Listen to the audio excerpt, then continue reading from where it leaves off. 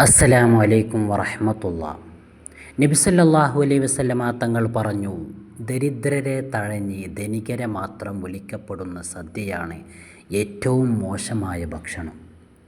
നമ്മൾ ഒരു പാർട്ടി വെക്കുമ്പോൾ, ഒരു സദ്യ വെക്കുമ്പോൾ, വിവാഹ സദ്യയാണെങ്കിലും മറ്റു പ്രോഗ്രാമുകൾ അനുബന്ധിച്ചുള്ള സദ്യകളാണെങ്കിലും അവിടെ ദരിദ്രനോ ധനികനോ എന്ന വ്യത്യാസമില്ലാതെ എല്ലാവരെയും ക്ഷണിക്കുക. VIP കാറ്റഗറിയിലുള്ള ആളുകളെ മാത്രം ക്ഷണിച്ചുകൊണ്ടുള്ള സദ്യ, അതാണ് ഏറ്റവും മോശമായ സദ്യ എന്ന് പരിശുദ്ധ റസൂൽ സ്വല്ലല്ലാഹു അലൈഹി വസല്ലമ തങ്ങൾ നമ്മെ പഠിപ്പിക്കുന്നുണ്ട്. പരിശുദ്ധ റസൂൽ സ്വല്ലല്ലാഹു അലൈഹി വസല്ലമ തങ്ങൾ ഇവിടെ സാഹോദര്യത്തിനും മനുഷ്യനന്മയ്ക്കും കൂടുതൽ ഊർജം നൽകുകയാണ്.